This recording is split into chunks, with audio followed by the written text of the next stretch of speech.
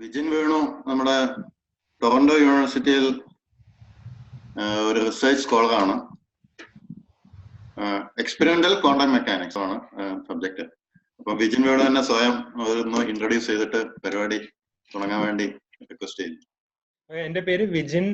ഞാൻ നാട്ടില് കിളിമാനൂർ. ഇപ്പോൾ നാട്ടിൽ നിന്ന് ഫിസിക്സ് ഗ്രാജുവേഷൻ കഴിഞ്ഞ് ഇവിടെ PhD തുടങ്ങി 2015. ഞാൻ ചെയ്യുന്ന PhD ക്വാണ്ടം ഓപ്റ്റിക്സ് എന്ന് പറയും, എക്സ്പെരിമെന്റൽ ക്വാണ്ടം ഓപ്റ്റിക്സ്. അതായത് ലേസേഴ്സ് ഉപയോഗിച്ച് മാറ്ററിനെ കൂൾ ചെയ്ത് അതിനെ സ്റ്റഡി ചെയ്യുന്ന, ആബ്സല്യൂട്ട് 0 ടെമ്പറേച്ചർ വരെയൊക്കെ കൂൾ ചെയ്തിട്ട് അതിനെ സ്റ്റഡി ചെയ്യുന്ന ഒരു ഫീൽഡാണ്. അൾട്രാ കോൾഡ് ആറ്റംസ് എന്നൊക്കെ പറയുന്ന ഫീൽഡിലാണ് ഞാൻ റിസർച്ച് ചെയ്യുന്നത്. ഇന്നത്തെ ടോപ്പിക് ഇതൊരു കുറച്ച് റിലേറ്റഡ് ആണ് ഞാൻ ചെയ്യുന്ന കാര്യമായിട്ട്, പക്ഷെ ഒരു ടാൻജന്റ് ആണെന്നും പറയാം. കാന്തിക വലയം മനുഷ്യനെ വലയ്ക്കുമോ? ഇപ്പൊ കാണാം, ഇവിടെ 2 മാഗ്നറ്റിന്റെ പടമൊക്കെ ഉണ്ട്. അപ്പൊ കാന്തങ്ങളെ കുറിച്ചും കാന്തിക വലയത്തെ കുറിച്ചും കാന്തിക മണ്ഡലം, കാന്തിക energy, magnetic wave, electro magnetic radiation, നമ്മൾ ഒരുപാട് കേൾക്കാറുണ്ട് ഈ സാധനങ്ങളെ കുറിച്ചൊക്കെ. അപ്പൊ അതിനെ കുറിച്ചൊക്കെ ഒരു ചെറിയ ഒരു അരമണിക്കൂർ വരെ 40 മിനിറ്റ് ഒക്കെ എടുക്കുന്ന ടോക്ക്. കുറച്ച് വിഷ്വൽ ആണ്. അപ്പം ഇതിന്റെ വീഡിയോ, അതായത് എന്റെ ടോപ്പിക് കുറെ വിഷ്വൽസ് ഉണ്ട്. അപ്പം ഓഡിയോ മാത്രം കൊണ്ട് ചിലപ്പോൾ മനസ്സിലാവണമെന്നില്ല. കുറച്ച് വീഡിയോ കണ്ടാലേ ചിലപ്പോൾ അതിന്റെ ഫുൾ എഫക്റ്റ് കിട്ടത്തുള്ളൂ. പിന്നെ ആദ്യമായിട്ട് തുടങ്ങുന്നതിന് മുമ്പ് നന്ദി പറയാണ് എസെൻസിന് ഇങ്ങനെ ഒരു ചാൻസ് എനിക്ക് ഇങ്ങനെ പ്രസന്റേഷൻ നൽകാൻ ഒരു അവസരം തന്നതിൽ നന്ദി. പിന്നെ ഈ ടോപ്പിക് എന്നെ സെലക്ട് ചെയ്യാനും പിന്നെ ഇതിൽ കൂടുതൽ ഇൻപുട്സ് ഒക്കെ തരാൻ എന്നെ സഹായിച്ച എന്റെ partner Alice one of the listeners ആണ്. ആലിസിനും താങ്ക്സ്. അപ്പൊ നമുക്ക് തുടങ്ങാം. ഇതിന്റെ മോട്ടിവേഷൻ എന്ന് പറയുന്നത്, നമ്മളിപ്പോ 2-3 ദിവസം മുമ്പത്തെ മലയാള മനോരമ പത്രമാണ്. മലയാള മനോരമ, മലയാളത്തിന്റെ സുപ്രഭാതം എന്നൊക്കെ പറയുന്ന വരുന്ന പത്രം, അതിന്റെ ഓൺലൈൻ വെർഷൻ. വെറുതെ പോലും വടക്കോട്ട് തലവെച്ച് കിടക്കരുതേ, കാരണം ഇതാണ്. കാരണമൊക്കെ ഒരു വലിയ വിശദമായിട്ട് പറയുന്നുണ്ട് കാരണം എന്താണെന്ന്. പിന്നെ അടുത്ത് വനിതകളുടെ സുഹൃത്തും വഴികാട്ടിയും 2018 നവംബർ 15 പ്രസിദ്ധീകരിച്ച സാധനമാണ് വടക്കോട്ട് തലവെച്ച് ഉറങ്ങരുത്. അവരും വളരെ ഡീറ്റെയിൽ ആയിട്ട് കാര്യങ്ങളൊക്കെ പറയുന്നുണ്ട്. പിന്നെ അടുത്ത ഒരു പുള്ളിക്കാരൻ, ഇന്ത്യയിലെ, എന്റെ അഭിപ്രായത്തിൽ ഇന്ത്യയിലെ സ്യൂഡോ സയൻസിന്റെ ഹോൾസെയിൽ ഡീലറിൽ ഒരാൾ. വീഡിയോസ് ഒക്കെ ഒരുപാട് യൂട്യൂബിൽ അവൈലബിൾ ആണ്. അദ്ദേഹം പറയുന്നുണ്ട് നമ്മൾ ബെസ്റ്റ് ഡയറക്ഷൻ ഏതാണ് ഉറങ്ങാൻ, എന്തുകൊണ്ട് വടക്കോട്ട് ഉറങ്ങണം എന്നൊക്കെ വളരെ ഡീറ്റെയിൽ പറയുന്നുണ്ട് വീഡിയോയിൽ. പിന്നെ ഒരുപാട് കാര്യങ്ങൾ ഇങ്ങനെ വിശദീകരിച്ച് പറയുന്നുണ്ട്. പിന്നെ വേറെ ഇന്ത്യയിലെ ക്ഷേത്രങ്ങൾ, ഹിന്ദു ക്ഷേത്രങ്ങൾ കാന്തിക ഫീൽഡിലാണ് സ്ഥിതി ചെയ്യുന്നത്. സെന്റർ ഓഫ് മാഗ്നറ്റിക് ഫീൽഡ് ഇന്ത്യയിൽ എന്നൊക്കെയാണ്. അടുത്ത ബ്ലോഗുകൾ ഒരുപാട് ബ്ലോഗുകളുണ്ട്. പിന്നെ ഇദ്ദേഹം നമുക്ക് എല്ലാവർക്കും, എനിക്ക് തോന്നുന്നു കുറെ പേരെങ്കിലും അറിയാവുന്ന ഒരു പുള്ളിക്കാരിയാണെന്ന് തോന്നുന്നു. ഈ അടുത്ത് ശബരിമല ഇഷ്യൂ ആയിട്ട് ബന്ധപ്പെട്ട് പുള്ളിക്കാരി ഒരു വളരെ ശാസ്ത്രീയമായ ഒരു വീഡിയോ ഇറക്കിയിരുന്നു. എന്തുകൊണ്ട് സ്ത്രീകൾ അമ്പലത്തിൽ പ്രവേശിച്ചുകൂടാ, ആർത്തവ സമയത്ത് പ്രത്യേകിച്ച്, കാന്തിക മണ്ഡലം ഫീൽഡ്. പിന്നെ റിലീജിയൻ, സ്പിരിച്വാലിറ്റി, കാന്തം, മാഗ്നറ്റിസം, എന്താണ് യോഗ എന്നൊക്കെ പറഞ്ഞ് ഒരു ഗൂഗിൾ സെർച്ച് ഇട്ടാൽ മതി, ആയിരക്കണക്കിന് പേജാണ് വന്ന് മറിയുന്നത്. 4 ഏജിന്റെ സയൻസ്, ഡയറക്ഷൻ, പിന്നെ ഭൂമിയിലെ മാഗ്നറ്റിസം പോലെ സോളാർ മാഗ്നറ്റിസം പോയി പിടിച്ചിട്ടുണ്ട്. ഹിന്ദുയിസം, സോളാർ മാഗ്നറ്റിക് ഫീൽഡ് എന്നൊക്കെ പറഞ്ഞ് പോയി പിടിച്ചിട്ടുണ്ട്. പിന്നെ എന്താണ് ഹ്യൂമൻ മാഗ്നറ്റിസം, അങ്ങനെ ഒരുപാട്. അപ്പൊ ഇതിലെല്ലാം നമുക്ക് കാണാൻ പറ്റുന്നത് ഒരു കോമൺ ഫാക്ടർ എന്ന് പറയുന്നത് ഇതിലെ ലാംഗ്വേജ് എല്ലാം സെയിം ആണ്. കുറെ സ്റ്റോക്ക് സയന്റിഫിക് വേർഡ്സ് ഉണ്ട്. Magnetism, magnetic field, magnetic wave, magnetic energy. ഫിസിക്സിൽ നമ്മൾ ഉപയോഗിക്കുന്നതും ഉപയോഗിക്കാത്തതുമായ പല വാക്കുകൾ. അവ എന്താണെന്ന് ആദ്യം ഒന്ന് ചെറിയ ഇൻട്രഡക്ഷൻ കാണും. പിന്നെ ഇതെല്ലാം വരുന്നത് നമ്മൾ ഈ പേജെല്ലാം വായിച്ചു നോക്കിയാൽ മനസ്സിലാവുന്ന കാര്യം, ഇതെല്ലാം വരുന്നത് 1-2 സോഴ്സുകളിൽ നിന്നാണ്. ഇപ്പം നമ്മുടെ ഹോൾസെയിൽ ഡീലറിന്റെ ഒരു സോഴ്സ് ഉണ്ടാവും. പുള്ളിക്കാരൻ പറയുന്ന വാക്കുകൾ അതേപോലെ എടുത്ത് വേറെ കോപ്പി പേസ്റ്റ് ചെയ്ത് വേറെ വലിയ ബ്ലോഗ് ഇറക്കും. അതിനെ കോപ്പി അടിച്ച് വേറെ ആൾ വലിയ ബ്ലോഗ് ഇറക്കും. അങ്ങനെ ഇതെല്ലാം വരുന്ന 1-2 സോഴ്സിനാണ് ഈ കാര്യങ്ങളെല്ലാം വായിച്ചത് മനസ്സിലാവുന്ന കാര്യം. തുടങ്ങാം. നമ്മൾ ആദ്യം ബേസിക് ആയിട്ട് ഒരു 12th ക്ലാസ്സിൽ നമ്മൾ പഠിക്കുന്ന ഇലക്ട്രിസിറ്റി, മാഗ്നറ്റിസം വെച്ച് തുടങ്ങിയാണ്. എന്താണ് ചാർജ്? ചാർജ് എന്ന് പറഞ്ഞാൽ ഒരു ഫണ്ടമെന്റൽ പ്രോപ്പർട്ടി ഓഫ് മാറ്റർ. ആറ്റത്തിൽ ഇലക്ട്രോൺസ് ഉണ്ട്, പ്രോട്ടോൺസ് ഉണ്ട്. ഇലക്ട്രോൺസ് നെഗറ്റീവ് ചാർജ് ആണ്, പ്രോട്ടോൺ പോസിറ്റീവ് ചാർജ് ആണ്.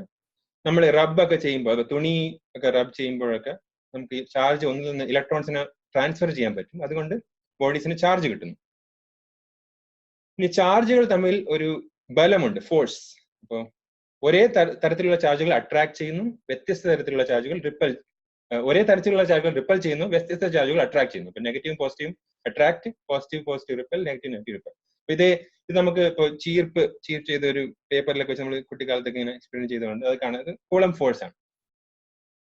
ഇപ്പൊ കൂളം ഫോഴ്സ്, ഇപ്പൊ നമ്മൾ ഒരു സ്ഥലത്ത് ഒരു പോസിറ്റീവ് ചാർജ് ഉണ്ടെന്ന് വിചാരിക്കുക.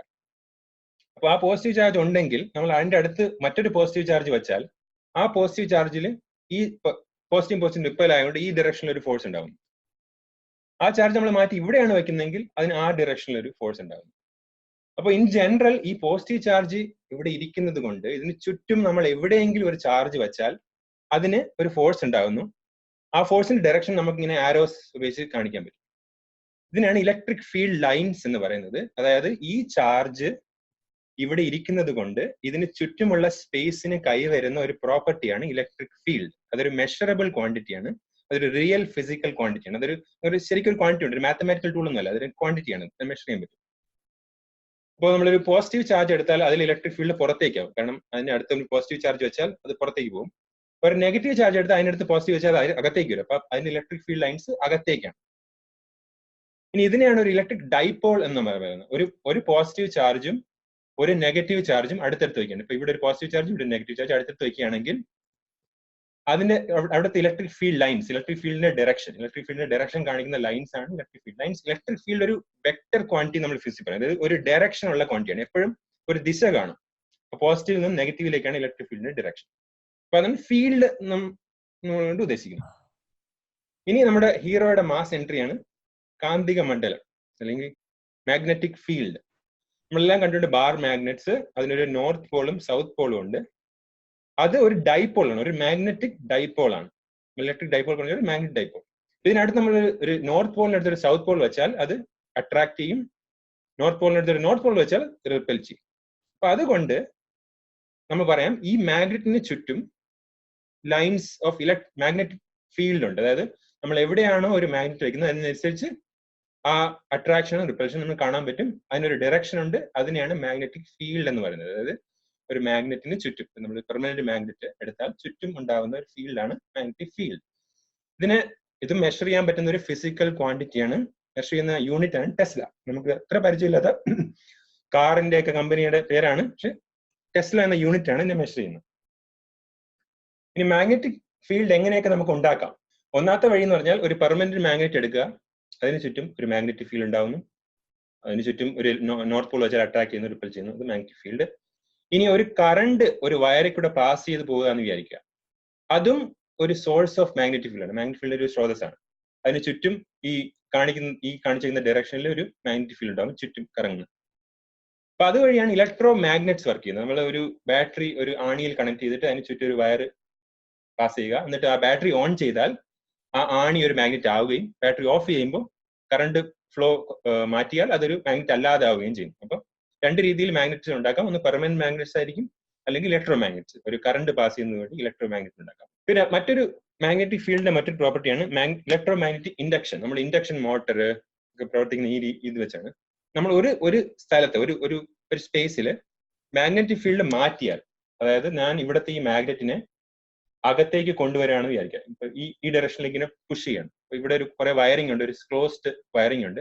ഈ മാഗ്നറ്റിനെ ഞാൻ ഇങ്ങോട്ട് പുഷ് ചെയ്താൽ ഇവിടുത്തെ മാഗ്നറ്റിക് ഫീൽഡ് മാറുകയും, അതായത് സ്റ്റാറ്റിക് ആയിട്ട് വെച്ചേക്കല്ല, ഒരു സ്ഥലത്ത് സ്റ്റഡി ആയിട്ട് പിടിക്കുകയല്ല, അകത്തേക്ക് കൊണ്ടുപോയാൽ അവിടുത്തെ മാഗ്നറ്റിക് ഫീൽഡ് മാറുകയും അത് കാരണം ഈ വയറിൽ ഒരു കറണ്ട് ഉത്പാദിക്കപ്പെടുകയും ചെയ്യുന്നു. ഒരു മെറ്റാലിക് ബോഡിക്ക് അടുത്ത് നമ്മൾ മാഗ്നറ്റ് കൊണ്ട് മൂവ് ചെയ്താൽ ആ മെറ്റാലിക് ബോഡിയിൽ ഒരു കറണ്ട് പ്രൊഡ്യൂസ് ചെയ്യും. അതിനെയാണ് ഇലക്ട്രോമാഗ്നറ്റിക് ഇൻഡക്ഷൻ എന്ന് പറയുന്നത്. Magnetic field changing in time will produce in electric current. അതുകൊണ്ടാണ് ഹൈ മാഗ്നറ്റിക് ഫീൽഡ് ഉള്ള സ്ഥലങ്ങളിൽ പ്രത്യേകിച്ച് ഈ പേസ് മേക്കർ ഒക്കെ വെച്ചിരിക്കുന്ന ആളുകളോട് പോവാതിരിക്കാൻ പറയുന്നത്. കാരണം പേസ് മേക്കർ ഒരു മെറ്റാലിക് ഡിവൈസ് ആണ്, ഇലക്ട്രിക് സിഗ്നൽസ് കൊണ്ടാണ് വർക്ക് ചെയ്യുന്നത്. നമ്മൾ ആ മാഗ്നറ്റിക് ഫീൽഡിലേക്ക് മൂവ് ചെയ്യുമ്പോൾ പേസ് മേക്കറിന്റെ ആ ഏരിയയിലുള്ള മാഗ്നറ്റിക് ഫീൽഡ് ചേഞ്ച് ചെയ്താൽ പേസ് മേക്കറിനകത്ത് ഒരു കറണ്ട് ഇൻഡ്യൂസ് ചെയ്യും. അപ്പൊ അത് അതിനെ സിഗ്നലിങ്ങിനെ ബാധിക്കും. പേസ് മേക്കർ സ്റ്റോപ്പ് ആവാൻ ചാൻസ് ഉണ്ട്. നമ്മൾ ഒരു ഫോൺ എടുത്ത്, ഒരു സ്മാർട്ട് ഫോൺ എടുത്തിട്ട് നമ്മളൊരു മാഗ്നറ്റിന് അടുത്തേക്ക് കൊണ്ടുപോയാൽ പെട്ടെന്ന് സ്മാർട്ട് ഫോൺ ഓഫ് ആവും. കാരണം അല്ലെങ്കിൽ ചിലപ്പോൾ ഡിസ്പ്ലേ ഒക്കെ ഓഫ് ആവും. കാരണം അതിനകത്ത് കറണ്ടിനെ ഇന്റർഫിയർ ചെയ്യുന്ന വേറെ കറണ്ടുകൾ ഈ ഇൻഡക്ഷൻ വഴി ഉണ്ടാകുന്നതുകൊണ്ടാണ് സ്റ്റോപ്പ് ആവുന്നത്. അപ്പൊ ഇൻഡക്ഷൻ. ഇനി മാഗ്നറ്റിക് മെറ്റീരിയൽസ്, അതായത് നമ്മൾ സ്ഥിരമായി കാണുന്ന വസ്തുക്കൾ, കുറെ വസ്തുക്കൾ ഫെറോ മാഗ്നറ്റിക് ആണ്. എന്ന് വെച്ചാൽ ഇപ്പൊ കോപ്പർ, അയൺ, കൊബാൾട്ട്, നിക്കൽ തുടങ്ങിയ വസ്തുക്കൾ നമ്മളൊരു കാന്തത്തിനടുത്ത് വെച്ച് അത് അട്രാക്ട് ചെയ്യും. അവയാണ് ഇപ്പൊ കാന്തം അട്രാക്ട് ചെയ്യുന്നത്, നമുക്ക് കാണാൻ കഴിയുന്ന കാന്തം അട്രാക്ട് ചെയ്യുന്ന വസ്തുക്കളെയാണ് ഫെറോ മാഗ്നറ്റിക് വസ്തുക്കൾ എന്ന് പറയുന്നത്, നമ്മൾ സാധാരണ കാണുന്ന വസ്തു. മറ്റൊരു തരം വസ്തുക്കളുണ്ട്, പാരാമാഗ്നറ്റിക് വസ്തുക്കൾ. ഇവ വീക്ക്ലി അട്രാക്ടിങ് ആണ്. അത് നമുക്ക് സാധാരണ ചെറിയ ഇപ്പൊ കാന്തങ്ങൾ എടുത്താലൊന്നും ആ എഫക്ട് കാണാൻ കഴിയില്ല, കാരണം അവ അത്രയ്ക്കൊന്നും അട്രാക്ട് ചെയ്യും. ഇപ്പൊ അലുമിനിയം അല്ലെങ്കിൽ മഗ്നീഷ്യം ഒക്കെ എടുത്താൽ അത് നമുക്ക് അട്രാക്ട് ചെയ്യുന്നത് കാണാൻ പറ്റും. അലുമിനിയത്തിന്റെ അടുത്തേക്ക് ഒരു മാഗ്നറ്റ് കൊണ്ടുപോയാൽ അത് അട്രാക്ട് ചെയ്യത്തില്ല. അപ്പൊ അതൊരു പാരാമാഗ്നറ്റിക് വസ്തുവായിരുന്നു. ആ എഫക്ട് നമുക്ക് വളരെ വളരെ ചെറിയൊരു അട്രാക്ഷൻ അവിടെ ഉള്ളൂ. പിന്നെ മറ്റൊരു തരം വസ്തുവാണ് ഡയാമാഗ്നറ്റിക് വസ്തുക്കൾ. അതായത് അവിടെ ഒരു വീക്ക് റിപ്പൽഷൻ ഉണ്ടാവും. അതായത് ഇതേപോലെ വീക്ക് അട്രാക്ഷൻ പോലെ വീക്ക് റിപ്പൽഷൻ. ആ വീക്ക് റിപ്പൽഷനും നമുക്ക് അങ്ങനെ കാണാൻ പറ്റാത്ത ഒരു എഫക്റ്റ് ആണ്. എക്സ്ട്രീംലി വളരെ വലിയ മാഗ്നറ്റിക് ഫീൽഡ് അപ്ലൈ ചെയ്താൽ മാത്രമേ ഈ ഇഫക്ട്സ് നമുക്ക് കാണാൻ പറ്റൂ. അതുകൊണ്ട് തന്നെ ഈ രണ്ടാമത്തെയും മൂന്നാമത്തെയും തരം വസ്തുക്കളെ നോൺ മാഗ്നറ്റിക് എന്നാണ് പറയുന്നത്. അതായത് ഒരു മാഗ്നറ്റുമായിട്ട് അതിനുള്ള അട്രാക്ഷൻ അത്ര വിസിബിൾ ആയിട്ടുള്ള ഒരു എഫക്റ്റ് അല്ല. പാരാമാഗ്നറ്റിക്കും ഡയമാഗ്നറ്റിക്കും നോൺ മാഗ്നറ്റിക് വസ്തുക്കളാണ്. പ്രകൃതിയിൽ നമ്മൾ ഏത് വസ്തു എടുത്താലും അതിനെല്ലാത്തിനും ഒരു മാഗ്നറ്റിക് പ്രോപ്പർട്ടി കാണും. കാരണം ഞാൻ ആദ്യം പറഞ്ഞതാണ്, മാഗ്നറ്റിക് ഫീൽഡ് ഉണ്ടാക്കാൻ നമ്മൾ ഉപയോഗിക്കുന്നത് കറണ്ട്. ഇപ്പൊ ഒരു കറണ്ട് ഉണ്ടെങ്കിൽ, അതായത് കറണ്ട് എന്ന് വെച്ചാൽ മൂവിങ് ചാർജ്, അതിനകത്തോട്ട് ഇലക്ട്രോൺസ് മൂവ് ചെയ്യുന്നതുകൊണ്ടാണ് കറണ്ട് ഉണ്ടാവുന്നത്. ആ കറണ്ട് കാരണം ഒരു മാഗ്നറ്റിക് ഫീൽഡ് വരുന്നു. ഇപ്പൊ നമ്മളൊരു ആറ്റം എടുക്കാന്ന് വിചാരിക്കാം. എല്ലാ ആറ്റംസ് കൊണ്ടാണ് എല്ലാം നിർമ്മിച്ചിരിക്കുന്നത്. ആറ്റത്തിന് ഒരു സിമ്പിൾ മോഡലിൽ ഇലക്ട്രോൺസ് ഉണ്ട്, ഇലക്ട്രോൺസ് മൂവ് ചെയ്യുന്നു, അതിനൊരു കറണ്ട് ഉണ്ടാവും. ആ കറണ്ട് കാരണം ഒരു ആറ്റം ഒരു ടൈനി മാഗ്നറ്റ് ആണ്. എല്ലാ ആറ്റംസും ഒരു ടൈനി മാഗ്നറ്റ്സ് ആണ്. അപ്പം പ്രപഞ്ചത്തിലെ എല്ലാ വസ്തുക്കൾക്കും മാഗ്നറ്റിസം എന്ന് പറഞ്ഞ പ്രോപ്പർട്ടി ഉണ്ട്. പക്ഷെ അത് ഏറിയും കുറഞ്ഞും ഇരിക്കും. അതായത് മാഗ്നറ്റിക് ഫീൽഡ്, അതുമൂലം ഉണ്ടാകുന്ന മാഗ്നറ്റിക് ഫീൽഡ് ചില വസ്തുക്കൾ വളരെ കൂടുതലായിരിക്കും, ചില വസ്തുക്കൾക്ക് വളരെ കുറവായിരിക്കും. അപ്പൊ നമുക്കത് മെഷർ ചെയ്യണം. ടെസ്ല എന്ന് ഞാൻ പറഞ്ഞു, ടെസ്ല എന്ന് പറഞ്ഞ യൂണിറ്റിലാണ് മെഷർ ചെയ്യുന്നത്. ഇപ്പം നമ്മൾ കിലോഗ്രാം എന്ന് പറഞ്ഞാൽ നമുക്കൊരു ഐഡിയ ഉണ്ട്. ഒരു കിലോഗ്രാം ഇത്ര, ഒരു 100 ഗ്രാം ഇത്ര, ഒരു ടൺ വലിയൊരു വെയിറ്റ്. അപ്പൊ നമ്മൾ സാധാരണ ഇടപഴകുന്ന ഒരു വസ്തു ആയതുകൊണ്ട്, ഒരു യൂണിറ്റ് ആയതുകൊണ്ട് നമുക്കൊരു ഐഡിയ ഉണ്ട് എത്രയാണ് ഒരു ടെസ്ല, എത്രയാണ് ഒരു കിലോഗ്രാം എന്ന്. പക്ഷെ ടെസ്ല എത്രയാണെന്ന് നമുക്ക് അത്ര ഒരു ഐഡിയ ഇല്ല, കാരണം നമ്മൾ സാധാരണ ഉപയോഗിക്കുന്ന ഒരു യൂണിറ്റേ അല്ല അത്. അതാണ് ഈ സ്യൂഡോ സയൻസുകാർ ഉപയോഗിക്കുന്ന ഒരു ട്രിക്ക്. നമ്മൾ സാധാരണ ഉപയോഗിക്കാത്ത നമ്മൾ സാധാരണ സെൻസ് ചെയ്യാത്ത ഒരു സാധനമാണ് ഈ മാഗ്നറ്റിക് ഫീൽഡ് എന്ന് പറയുന്നത്. അപ്പൊ നമുക്ക് നോക്കാം ടെസ്ല എന്താണ്. അതായത് നെതർലാൻഡ്സിൽ യൂണിവേഴ്സിറ്റി നൈമിംഗനിൽ അവര് ഒരു 10 വർഷം മുമ്പാണെന്ന് തോന്നുന്നു, ഒരു തവളയെ, ഒരു കുറച്ച് വെയിറ്റ് ഉള്ള ഒരു തവളയെ 16 ടെസ്ല ഫീൽഡ് അപ്ലൈ ചെയ്ത് പിന്നെ ലെവിറ്റേറ്റ് ചെയ്ത് നിർത്തി. I think the only example where they levitated a living object in air using magnetic field. തവളയ്ക്ക് ഒരു കുഴപ്പമില്ല, തവള ജീവിച്ചിരുന്നു.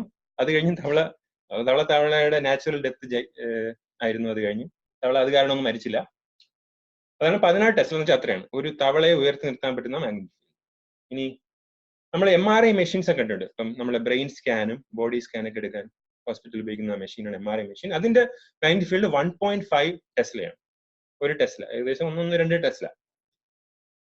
പിന്നെ നമ്മൾ റെഫ്രിജറേറ്റർ മാഗ്നറ്റ്, നമ്മൾ ഫ്രിഡ്ജിലൊക്കെ ഒട്ടിച്ച് വെക്കുന്ന മാഗ്നറ്റ്, അതിന്റെ മാഗ്നറ്റിക് ഫീൽഡ് 5 മില്ലി ടെസ്ല, അതായത് 0.005 ടെസ്ല. കുറഞ്ഞു. അതിൽ ഒരു MRI മെഷീനെക്കാട്ടിയും ഒരു 1000-1 നമ്മുടെ ഫ്രിഡ്ജിന്റെ മാഗ്നറ്റിന്റെ സ്ട്രെങ്ത്, ഒരു മാഗ്നറ്റിക് ഫീൽഡിന്റെ സ്ട്രെങ്ത്. ഇനി ഈ കാർഡിയാക് പേസ് മേക്കർ വച്ചിട്ടുള്ള ആൾക്കാർക്കുള്ള സജസ്റ്റഡ് എക്സ്പോഷർ, അതായത് അവർക്ക് കുറച്ചുകൂടെ കെയർഫുൾ ആയിരിക്കണം ആ ഒരു മാഗ്നറ്റിക് ഫീൽഡിൽ, കാരണം അവരുടെ പേസ് മേക്കറിന്റെ വർക്കിങ്ങിനെ അത് അഫക്ട് ചെയ്യുന്നുണ്ട്. അവർക്കുള്ള സജസ്റ്റഡ് എക്സ്പോഷർ 0.0005 ടെസ്ല, അതായത് അതിന് ഒരു റെഫ്രിജറേറ്റർ മാഗ്നറ്റിന്റെ 10 ഭാഗം ഏകദേശം. മാഗ്നറ്റിക് ഫീൽഡ് 5 മില്ലി ടെസ്ല, അതായത് 0.005 ടെസ്ല. കുറഞ്ഞു. അതിൽ ഒരു MRI മെഷീനെക്കാട്ടിയും ഒരു 1000-1 നമ്മുടെ ഫ്രിഡ്ജിന്റെ മാഗ്നറ്റിന്റെ സ്ട്രെങ്ത്, ഒരു മാഗ്നറ്റിക് ഫീൽഡിന്റെ സ്ട്രെങ്ത്. ഇനി ഈ കാർഡിയാക് പേസ് മേക്കർ വച്ചിട്ടുള്ള ആൾക്കാർക്കുള്ള സജസ്റ്റഡ് എക്സ്പോഷർ, അതായത് അവർക്ക് കുറച്ചുകൂടെ കെയർഫുൾ ആയിരിക്കണം ആ ഒരു മാഗ്നറ്റിക് ഫീൽഡിൽ, കാരണം അവരുടെ പേസ് മേക്കറിന്റെ വർക്കിങ്ങിനെ അത് അഫക്ട് ചെയ്യുന്നുണ്ട്. അവർക്കുള്ള സജസ്റ്റഡ് എക്സ്പോഷർ 0.0005 ടെസ്ല, അതായത് അതിന് ഒരു റെഫ്രിജറേറ്റർ മാഗ്നറ്റിന്റെ 10 ഭാഗം ഏകദേശം. അപ്പം പേസ് മേക്കർ ഉള്ളവർ ചെറിയ ബാർ മാഗ്നറ്റ് ഒക്കെ വെച്ച് കളിക്കുമ്പോൾ ഒന്ന് ശ്രദ്ധിക്കുക, അത്രേ ഉള്ളൂ. ഇനി ഭൂമിക്ക് ഒരു മാഗ്നറ്റിക് ഫീൽഡ്, അതിനെക്കുറിച്ച് ഞാൻ ഡീറ്റെയിൽ ആയിട്ട് പറയുന്നുണ്ട്. ഭൂമിയുടെ മാഗ്നറ്റിക് ഫീൽഡ് ഇക്വേറ്റർ അതിന്റെ value 31 micro Tesla. Micro Tesla ഒരു ടെസ്ലയുടെ 10 ലക്ഷത്തിൽ ഒരു ഭാഗമാണ് ഒരു മൈക്രോ ടെസ്ല. അപ്പൊ അത്രയും ചെറിയൊരു വാല്യൂ ആണ്. അത് 0.2040 പിന്നെ 31 ടെസ്ല, വളരെ ചെറുത്. അതായത് ഒരു റെഫ്രിജറേറ്റർ മാഗ്നറ്റിന്റെ ഏകദേശം 1000-1 അല്ലെങ്കിൽ 10,000-1 ഭൂമിയുടെ മാഗ്നറ്റിക് ഫീൽഡ്. പിന്നെ ഞാൻ പറഞ്ഞു ഒരു കറണ്ട് പാസ് ചെയ്യുമ്പോൾ അതൊരു സോഴ്സ് ഓഫ് മാഗ്നറ്റിക് ഫീൽഡ് ആയിട്ട് വർക്ക് ചെയ്യുന്നു. അപ്പൊ നമ്മൾ ഒരു high power line 500 kV line, transmission line ഉണ്ട്. അതിന് 30 മീറ്റർ മാറി നമ്മൾ മാഗ്നറ്റിക് ഫീൽഡ് മെഷർ ചെയ്താൽ അതിൽ നിന്ന്, അതായത് ഭൂമിയുടെ മാഗ്നറ്റിക് ഫീൽഡിനെക്കാട്ടിൽ ഒരു 10 അംശമായിരിക്കും. അത് ഏകദേശം 20 മൈക്രോ ടെസ്ല അല്ലെങ്കിൽ 0.00002 ടെസ്ല. അത്രയും ചെറിയ മാഗ്നറ്റിക് ഫീൽഡ്. ഇതിലും ചെറിയ മാഗ്നറ്റിക് ഫീൽഡ്സ് ഉണ്ട്, നമുക്ക് മെഷർ ചെയ്യാൻ ഭയങ്കര പാടാണ്. അതായത് വളരെ സോഫിസ്റ്റിക്കേറ്റഡ് ഇൻസ്ട്രുമെന്റ് വെച്ച് അത് മെഷർ ചെയ്യാൻ പറ്റും. അതാണ് ഹ്യൂമൻ ബ്രെയിൻ മാഗ്നറ്റിക് ഫീൽഡ്. അത് 2 നാനോ ടെസ്ല. അതായത് നമ്മുടെ ബ്രെയിനും നമ്മുടെ ബോഡിയിലൊക്കെ മസിൽ ആക്ടിവിറ്റി നടക്കുന്നത് അയേൺസിന്റെ മൂവ്മെന്റ് ആണ്. ആ അയേൺസിന്റെ മൂവ്മെന്റ് കൊണ്ട് ഒരു ചെറിയ കറണ്ട്, വളരെ ചെറിയൊരു കറണ്ട് ഉണ്ടാവുന്നു. അതുകൊണ്ട് ഒരു മാഗ്നറ്റിക് ഫീൽഡ് അത് അളക്കാൻ വളരെ ബുദ്ധിമുട്ടാണ്. 2 നാനോ ടെസ്ല, ഭൂമിയുടെ മാഗ്നറ്റിക് ഫീൽഡിനെക്കാട്ടിന്റെയും 1000-ൽ ഒരു അംശം. ഇനിയും ഇതിലും ചെറുതൊക്കെ നമ്മൾ മെഷർ ചെയ്തിട്ടുണ്ട്, പക്ഷെ ഒന്നും ഞാൻ പറയുന്നില്ല, അത് നമുക്ക് അറിയാവുന്ന കാര്യം. ഇനി നമ്മൾ എങ്ങനെയാണ് മാഗ്നറ്റിക് ഫീൽഡ് മെഷർ, ഞാൻ പറഞ്ഞു കുറെ ടെസ്ല വാല്യൂ ഒക്കെ ഞാൻ പറഞ്ഞു, എങ്ങനെയാണ് മെഷർ ചെയ്യുന്നത്. അപ്പൊ നിങ്ങൾ വിചാരിക്കും ഒക്കെ ഒരു ഫിസിക്സ് ലാബിലൊക്കെ പോയി വളരെ സോഫിസ്റ്റിക്കേറ്റഡ് ഇൻസ്ട്രുമെന്റ് ഒക്കെ വെച്ചായിരിക്കും ചെയ്യുന്നത്. ആണ്, ശരിക്കും അങ്ങനെയാണ്. വളരെ ആക്യുറേറ്റ് ആയിട്ടുള്ള മെഷർമെന്റ്സ് ഒക്കെ ചെയ്യുന്നത് വളരെ സോഫിസ്റ്റിക്കേറ്റഡ് ആയിട്ടുള്ള ഇൻസ്ട്രുമെന്റ് വെച്ചാണ്. പക്ഷെ ഒരു സ്മാർട്ട് ഫോൺ ഉണ്ടെങ്കിൽ നമുക്ക് മാഗ്നറ്റിക് ഫീൽഡ് മെഷർ ചെയ്യാം. കാരണം സ്മാർട്ട് ഫോണിൽ GPS നാവിഗേഷൻ ഉണ്ട്. നിങ്ങൾ ഗൂഗിൾ മാപ്സിൽ അല്ലെങ്കിൽ ആപ്പിൾ മാപ്സിൽ പോയി നോക്കിയാൽ നിങ്ങൾ എവിടെയാണെന്നൊരു നീല ഡോട്ട് കാണും. ആ നീല ഡോട്ട് ഒരു ഡയറക്ഷൻ കാണും. നമ്മൾ എങ്ങോട്ടാണ് പോയിന്റ്, ഈസ്റ്റിലേക്കാണോ നോർത്തിലേക്കാണോ സൗത്തിലേക്കാണോ എന്ന് പോയിന്റ് ചെയ്ത് കാണിക്കും. ആ ഡയറക്ഷൻ കാണിക്കാൻ ഫോൺ ഉപയോഗിക്കുന്ന ഒരു ഡിവൈസ് ആണ് ഒരു മാഗ്നറ്റോമീറ്റർ. വളരെ ചെറിയൊരു ചിപ്പാണ് ഫോണിനകത്തുണ്ട്. എല്ലാ സ്മാർട്ട് ഫോണിലും വരുന്ന എല്ലാ സ്മാർട്ട് ഫോൺസിലും ഉണ്ട്. ആ ചിപ്പിന് മാഗ്നറ്റിക് ഫീൽഡ് മെഷർ ചെയ്യാൻ പറ്റും. പക്ഷെ സാധാരണ ആപ്പ് സ്റ്റോറിൽ, ഇപ്പൊ ഗൂഗിൾ ആപ്സ്, ഞാൻ ആൻഡ്രോയിഡാണ് ഉപയോഗിക്കുന്നത്, ഗൂഗിൾ ആപ്പ് സ്റ്റോറിൽ സയൻസ് ജേർണൽ എന്ന് പറയുന്ന ഒരു ആപ്പ് ഉണ്ട്. ആ ആപ്പ് വളരെ യൂസ്ഫുൾ ആയിട്ടുള്ള ആപ്പാണ്. ഇൻ ജനറൽ ആ ആപ്പ് വെച്ച് ഒരുപാട് ഫിസിക്സ് എക്സ്പെരിമെന്റ്സ് നമുക്ക് വെറുതെ ഫണ്ണിനായിട്ട് ചെയ്ത് നോക്കാൻ പറ്റും. ഹൈലി റെക്കമെൻഡഡ് ആപ്പ്, താല്പര്യമുള്ള ട്രൈ ചെയ്യുക. അത് വെച്ച് നമുക്ക് മാഗ്നറ്റിക് ഫീൽഡ് മെഷർ ചെയ്യാൻ പറ്റും. അപ്പൊ ഞാൻ വെറുതെ ആ ആപ്പ് ഒരു സ്ഥലത്ത് വെക്കുകയാണ്, ചുറ്റും ഒന്നും ഇല്ലാതെ. അപ്പൊ അത് കാണിക്കുന്ന 60 മൈക്രോ ടെസ്ല. അതായത് ഇവിടെ എർത്തിന്റെ ടെറസ്ട്രിയൽ, ഭൂമിയുടെ മാഗ്നറ്റിക് ഫീൽഡ് കാനഡയിൽ, ടൊറന്റോയിൽ ഏകദേശം പല സ്ഥലത്തും പലതാണ്, 60 മൈക്രോ ടെസ്ല, അതായത് 0.00006 ടെസ്ലയാണ് അതിന്റെ വാല്യൂ. ഇനി ഞാൻ സാധാരണ നമ്മൾ ഉപയോഗിക്കുന്ന ഇയർഫോൺ, അതിന്റെ സെൻസർ ഏകദേശം എന്റെ ഫോണാണിത്. ഫോണിന്റെ മുകളിൽ ഞാൻ ടോപ്പ് ലെഫ്റ്റ് ഭാഗത്താണ് എന്റെ സെൻസർ വരുന്നത്. അവിടെ ഞാൻ ഈ സാധാരണ ഉപയോഗിക്കുന്ന ഇയർഫോൺ കൊണ്ടുവച്ചു. അപ്പൊ കാണിക്കുന്നത് 311 മൈക്രോ ടെസ്ല. അതായത് ഭൂമിയുടെ മാഗ്നറ്റിക് ഫീൽഡിനെക്കാട്ടി ഏകദേശം 5 മടങ്ങ് കൂടുതൽ, 0.00311 ടെസ്ല. പിന്നെ വേറെ രണ്ടാമത്തെ ഒരു ഇയർഫോൺ കൊണ്ടുവച്ചു. അതൊരു ഈ ബ്ലൂടൂത്ത് ഇയർഫോൺ ആണ്. ബ്ലൂടൂത്ത് ഇയർഫോണിൽ അത് നമ്മൾ താഴെ പോകാതിരിക്കാൻ ഒരു മാഗ്നറ്റ് ഉണ്ട്, അതിങ്ങനെ ഒട്ടിച്ചു വെക്കാൻ പറ്റും. ആ മാഗ്നറ്റ് കൊണ്ട് ഞാൻ എടുത്തു വെച്ചു. അത് മെഷർ ചെയ്യുന്നത് 4K, അതായത് 4000 മൈക്രോ ടെസ്ല. അതായത് നമ്മൾ എർത്ത് മാഗ്നറ്റിനെക്കാട്ടിലും ഏകദേശം 60-70 മടങ്ങ് പവർഫുൾ ആയിട്ടുള്ള ഒരു മാഗ്നറ്റ് ആണ് നമ്മൾ ഈ ചെവിയിൽ വെച്ചുകൊണ്ട് നടക്കുന്നത്. അതൊരു കാര്യം. ഇങ്ങനെ സിമ്പിൾ മെഷർമെന്റ് നമുക്ക് ഫ്രിഡ്ജിന്റെ മാഗ്നറ്റിക് ഫീൽഡ് മെഷർ ചെയ്യാൻ പറ്റും. വളരെ ഈ സിമ്പിൾ ആയിട്ട് ഒരു ഫോൺ കൊണ്ട് മാത്രം നമുക്ക് മാഗ്നറ്റിക് ഫീൽഡ് മെഷർ ചെയ്യാൻ പറ്റും. അപ്പൊ നമുക്ക് ഭൂമിയിൽ എവിടെയും, ഇപ്പം അമ്പലത്തിലായാലും പള്ളിയിലായാലും എവിടെയായാലും ഇത് വെച്ച് നമുക്ക് മാഗ്നറ്റിക് ഫീൽഡ് മെഷർ ചെയ്യാം എന്നാണ് പറയുന്നത്. അത്ര ടെക്നോളജി അത്രയും മുമ്പോട്ട് പോയി കഴിഞ്ഞു എന്നാണ് പറയുന്നത്. ഇനി എർത്തിന്റെ മാഗ്നറ്റിസം, ഭൂമി ഒരു ജയന്റ് മാഗ്നറ്റ് ആണ്. കാരണം ഭൂമിക്കുള്ളില് ഈ ഔട്ടർ കോറിൽ ഈ അയൺ കറണ്ട്സ് എന്നുണ്ട്, അതായത് മോൾട്ടൺ മെറ്റീരിയൽ കറണ്ട്സ് ഉണ്ട്. അത് കാരണം ഭൂമി ഒരു ബാർ മാഗ്നറ്റ് പോലെ വർക്ക് ചെയ്യുന്നു. പുറത്ത് നോക്കിയാൽ ഒരു ബാർ മാഗ്നറ്റിന്റെ ഇഫക്റ്റ് ആണ്. അതിന്റെ സൗത്ത് പോള് ഭൂമിയുടെ നോർത്ത് പോളിലാണ്.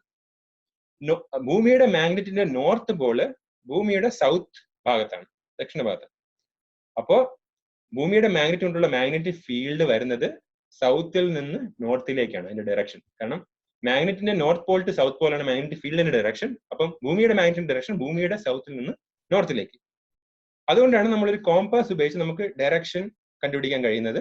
കാരണം കോമ്പസിന്റെ നോർത്ത് പോള് ഭൂമിയുടെ സൗത്ത് പോളിനുമായിട്ട് അട്രാക്ട് ചെയ്യുന്നുണ്ട്. അത് അങ്ങോട്ടുള്ള കോമ്പസിന്റെ നോർത്ത് പോൾ കാണിക്കുന്ന ഡയറക്ഷൻ ആണ് നോർത്ത് ഡയറക്ഷൻ.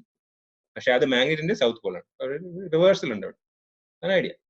ഇതിന്റെ കാരണം എന്ന് പറയുന്നത് ഞാൻ പറഞ്ഞില്ലേ, ഭൂമിയുടെ ഔട്ടർ കോറിൽ കറണ്ട്സ്, സർക്കുലേറ്റിംഗ് കറണ്ട്സ് ഉണ്ട്. അപ്പൊ current is A source of magnetic field. അപ്പൊ അതുകൊണ്ടാണ് ഭൂമിക്ക് ഈ ഇഫക്റ്റ് കൈവരുന്നത്. പിന്നെ ഇത് ഞാൻ വിക്കിപീഡിയന്ന് എടുത്തൊരു മാപ്പാണ്. ഭൂമിയുടെ പല സ്ഥലത്തും ഉള്ള മാഗ്നറ്റിക് ഫീൽഡ് ഇന്റൻസിറ്റിയുടെ വാല്യൂസ് ആണ്. അപ്പൊ നമ്മൾ ഇക്വേറ്ററിൽ നോക്കിയാൽ അത് വളരെ കുറവായിരിക്കും. കാരണം ഇക്വേറ്ററിൽ നോർത്ത് 2 പോളുകളിലാണ് മാഗ്നറ്റിക് ഫീൽഡിന്റെ ഉത്ഭവം, ലൈൻസ് വരുന്നത്. പിന്നെ ഇക്വേറ്ററിൽ എത്തുമ്പോഴേക്കും വളരെ ഇന്റൻസിറ്റി കുറയും. ഇക്വേറ്ററിൽ ഏകദേശം 30 മൈക്രോ ടെസ്റ്റ് ആയിരിക്കും വാല്യൂ. പിന്നെ അത് ഏകദേശം പോളിലേക്കൊക്കെ പോകുമ്പോൾ 50-60, ഇപ്പൊ കാനഡയിലൊക്കെ ഏകദേശം 50-60, 65 മൈക്രോ ടെസ്റ്റ് വരെയൊക്കെ ആയിരിക്കും എന്റെ വാല്യൂ. നമുക്ക് മെഷർ ചെയ്യാൻ നോക്കിയാൽ അറിയാൻ പറ്റും. അപ്പൊ അതിന്റെ ഒരു മാപ്പാണിത്, ഭൂമിയിലെ മാഗ്നറ്റിക് ഫീൽഡ് ഡെൻസിറ്റി. പിന്നെ വേറൊരു ഐഡിയ ഉണ്ട്, ഇൻക്ലിനേഷൻ എന്ന് പറയുന്നത്. മാഗ്നറ്റിക് ഫീൽഡ് ഒരു, ഞാൻ പറഞ്ഞില്ല, ഡയറക്ഷണൽ ഒരു ക്വാണ്ടിറ്റി ഉണ്ട്, വെക്ടർ ക്വാണ്ടിറ്റിയാണ്. അപ്പോൾ നമ്മൾ ഇക്വേറ്ററിന് അടുത്ത് പോവുകയാണെങ്കിൽ അവിടുത്തെ മാഗ്നറ്റിക് ഫീൽഡ് എന്താണ്, ലാൻഡിന് പാരലൽ ആയിരിക്കും. ഭൂമിയുടെ ഏകദേശം മധ്യത്ത് പോകുമ്പോൾ അവിടുത്തെ മാഗ്നറ്റിക് ഫീൽഡ് പാരലൽ ആയിരിക്കും. അപ്പോ അവിടുത്തെ ഇപ്പൊ ഏകദേശം മധ്യത്ത് ഇൻക്ലിനേഷൻ 0 ആയിരിക്കും. പിന്നെ ഞാൻ വേറെ കാര്യം പറയാൻ വിട്ടുപോയത്, ഈ നോർത്ത് സൗത്ത് മാഗ്നറ്റിക് പോൾ എന്ന് പറയുന്നത് ആക്ച്വൽ നോർത്ത് പോളിനും സൗത്ത് പോളിനും അടുത്തല്ല. അപ്പൊ നമ്മൾ ഭൂമിയുടെ ആക്സിസ് ഓഫ് റൊട്ടേഷൻ വെച്ച് ഒരു നോർത്ത് പോളും സൗത്ത് പോളും ഡിഫൈൻ ചെയ്യാൻ പറ്റും. അതിന് കുറച്ച് ടിൽട്ട് ആയിട്ടാണ് ഈ മാഗ്നറ്റ് ഇരിക്കുന്നത്. അപ്പൊ ഇവിടുത്തെ ഈ ഡാഷ്ഡ് ലൈൻസ് ഭൂമിയുടെ റൊട്ടേഷൻ ആക്സിസ് ആണ്. അതിൽ നിന്ന് വളരെ കുറച്ച് ടിൽട്ട് ആയിട്ടാണ് ഭൂമിയുടെ മാഗ്നറ്റിക് പോൾ അല്ലെങ്കിൽ മാഗ്നറ്റ് ഇരിക്കുന്നത്.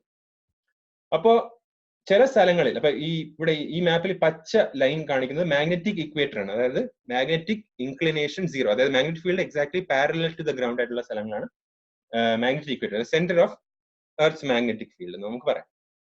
പിന്നെ അതിന് മുകളിലേക്ക് പോകുമ്പോൾ മാഗ്നറ്റിക് ഇൻക്ലിനേഷൻ കൂടുകയും താഴേക്ക് വരുമ്പോൾ കുറയുകയും ചെയ്യും. നമുക്ക് കുറച്ച് ഇന്ത്യയിലേക്ക് കുറച്ച് സൂം ചെയ്യാം. കുറച്ച് സൂം ചെയ്താൽ ഇന്ത്യയിൽ ഈ മാഗ്നറ്റിക് ഇക്വേറ്റർ പച്ച ലൈൻ ഞാൻ പറഞ്ഞില്ലേ, centre of magnetic field magnetic equator പച്ച ലൈൻ പോകുന്നത് ഇന്ത്യയിൽ കൂടെ അല്ല, ഇന്ത്യക്ക് താഴെ ശ്രീലങ്കയിൽ കൂടെയൊക്കെയാണ് പോകുന്നത്. അവിടെയാണ് നമ്മൾ ആൾ പറയുന്നത് centre point of earth magnetic field located in India. ഏതോ അമ്പലത്തിനകത്തൊക്കെ ഇരിക്കുന്ന സാധനമാണ് ഈ ഇന്ത്യൻ ഓഷനിൽ കൂടെ താഴെ കൂടെ പച്ചയായിട്ട് ഇങ്ങനെ പോയിക്കൊണ്ടിരിക്കുന്ന സാധനം. ഓക്കെ, അത് അവിടെ തീർന്നു. അപ്പൊ അതിന്റെ ആ ക്ലെയിമിന്റെ വെടി അവിടെ തീർന്നു. ഇനി അടുത്തത് മനോരമ ആർട്ടിക്കിലേക്ക് വരികയാണ്. വെറുതെ പോലും വടക്കോട്ട് തലവെച്ച് കിടക്കരുതേ. ആർട്ടിക്കിലേക്ക് പോയാൽ വായിക്കാൻ ഒരുപാടുണ്ട്, വായിക്കാൻ താല്പര്യമുള്ളവർ വായിക്കുക. പിന്നെ ഞാൻ നോക്കുന്നത് ഇതാണ്, 2 അണ്ടർലൈൻ ചെയ്തത്. ഭൂമിയിലെ കാന്തിക ബലരേഖകളുടെ ഉത്ഭവം ഉത്തരഭാഗത്തും അവസാനിക്കുന്നത് ദക്ഷിണഭാഗത്തുമാണ്. ആണോ? അല്ല, ഇത് തുടങ്ങുന്നത് സൗത്തിലും അവസാനിക്കുന്നത് നോർത്തിലുമാണ്. നമ്മൾ വെറും ഫിസിക്സ് വെച്ച് നോക്കിയാൽ മാഗ്നറ്റിക് ഫീൽഡ് ലൈൻസിന്റെ ഡയറക്ഷൻ വെച്ച് തുടങ്ങുന്നത് സൗത്തിലും തീരുന്ന നോർത്തിലും. വെറും നേരെ ഓപ്പോസിറ്റ്. അവർ പറയുന്ന ലോജിക്കേ ഇല്ല. അപ്പൊ നമുക്കൊന്ന് അത്രമാത്രം മതി, ഇത്രയും ക്ലെയിംസിനെയൊക്കെ മാറ്റാൻ അത്രമാത്രം മതി ചോദിച്ചാൽ പോരാ. കാരണം ഒരു മിസ്റ്റേക്ക് ഒക്കെ ഒരു പോലീസുകാരന് പറ്റുമല്ലോ. അപ്പൊ നമുക്ക് നമ്മുടെ ഹോൾസെയിൽ ഡീലറിലേക്ക് വരാം. അദ്ദേഹത്തിന്റെ വീഡിയോ ഞാൻ കണ്ടു. വീഡിയോ പറയുന്ന കാര്യങ്ങൾ വളരെ ലൈൻ ബൈ ലൈനായിട്ട് ഇങ്ങനെ അബദ്ധങ്ങൾ ഇങ്ങനെ പറഞ്ഞു പോവുകയാണ്. നമ്മളതിനെ ഓരോന്നായിട്ട് എക്സ്പ്ലെയിൻ ചെയ്ത് നിന്നാൽ ഒരുപാട് സമയം എടുക്കാണ്ട് അതിന്റെ കുറെ ഹൈലൈറ്റ്സ് മാത്രം എടുത്ത് ഞാൻ പറയുകയാണ്. അപ്പൊ പുള്ളിക്കാരന്റെ ആദ്യം പറയുന്നത് ഈ കോണ്ടിനൻസ് ഒക്കെ ഉണ്ടല്ലോ, നമ്മുടെ Asia, Eurasia plate, African plate, ഇതെല്ലാം ഇങ്ങനെ നോർത്തിലേക്ക് പൊയ്ക്കൊണ്ടിരിക്കുകയാണ് ആസ് ടൈം ഗോസ് ഓൺ. എന്താ കാരണം? നോർത്തിൽ മാഗ്നറ്റിക് പോൾ ഇരിക്കുകയില്ലേ, അതെല്ലാം ഇങ്ങനെ അട്രാക്ട് ചെയ്യാണ് മുകളിലേക്ക്. ആണോ? ഇതൊരു ചെറിയ, അതായത് 250 മില്യൺ ഇയേഴ്സ് തൊട്ട് വേൾഡിന്റെ പ്ലേറ്റ് മൂവ്മെന്റ്സിന്റെ ഒരു അനിമേഷൻ ആണ് ഇത്. ഇതിൽ എത്രയാണ് നോർത്തിലേക്ക് പോകുന്നത്, എത്രയാണ് സൗത്തിലേക്ക് പോകുന്നത്, എത്രയാണ് ഈസ്റ്റിലേക്ക് പോകുന്നത്, എത്രയാണ് വെസ്റ്റിലേക്ക് പോകുന്നതെന്ന് നമുക്ക് കണ്ടെത്താൻ അറിയാം. അമേരിക്കയൊക്കെ ഈ സൗത്ത് വെസ്റ്റിലേക്കാണ് പോകുന്നത്, നോർത്തിലോട്ടേ അല്ല പോകുന്നത്. ഇന്ത്യ മാത്രം, ഇന്ത്യൻ പ്ലേറ്റ് ഇപ്പൊ മുകളിലേക്ക് പോയി ഹിമാലയൻ അവിടെ ഇടിച്ച് നിൽക്കുകയാണ്. ഇതൊരു ജിയോളജിക്കൽ കൺസെപ്റ്റ് ആണ്. ജിയോളജിയിൽ നമുക്ക് ടോക്സ് ആലിസിന്റെ കയ്യിൽ നിന്നൊക്കെ പ്രതീക്ഷിക്കാം ഇനി. അപ്പൊ അത് തെറ്റാണ്. അപ്പൊ ആ ക്ലെയിം നമ്മൾ പൊളിച്ചു. അതായത് നോർത്തിലേക്ക് എല്ലാ കോണ്ടിനൻസിനും മുമ്പിൽ. അപ്പം മാഗ്നറ്റിക് ഫീൽഡ് അവിടെ പോയി. ഇനി അടുത്ത ക്ലെയിം, നമ്മുടെ ബ്ലഡിൽ അയൺ ഉണ്ട്. ശരിയാണ്. അനീമിയക്കൊക്കെ ഡോക്ടറിന്റെ അടുത്ത് പോയ അയൺ പ്രിസ്ക്രിപ്ഷൻ ആണ് കൊടുക്കുന്നത്. അപ്പൊ അയൺ എന്താണ്? മാഗ്നറ്റ് അട്രാക്ട് ചെയ്യുന്ന ഒരു സാധനമല്ലേ. അപ്പൊ നമ്മൾ ഈ നോർത്തിലോട്ടൊക്കെ തലവെച്ച് കിടന്നാൽ ഈ ബ്ലഡിൽ അയൺ എല്ലാം കൂടെ കൊണ്ട് ബ്ലഡ് എല്ലാം കൂടെ തലച്ചോറ് കയറി പൊട്ടിത്തെറിച്ച് ഹീമറേജും അത് ഇതൊക്കെ വരും എന്നാണ് പുള്ളി പറയുന്നത്. ഓക്കെ, ബ്ലഡിന് അയൺ ഉണ്ട്, ബ്ലഡിൽ സത്യത്തിൽ അയൺ ഉണ്ട്. ഹീമോഗ്ലോബിൻ ഒരു അയൺ ഉള്ള കോംപ്ലക്സ് ആണ്. ഹീമോഗ്ലോബിൻ, ഇതാണ് ഹീമോഗ്ലോബിൻ മോളിക്യൂൾ. അതിന്റെ നടുക്ക് നോക്കിയാൽ ഒരു അയൺ കാണാം, നമ്മളെ ബ്ലഡിലുള്ള അയൺ. പക്ഷെ സംഭവം എന്താണ്? ബ്ലഡിൽ അയൺ,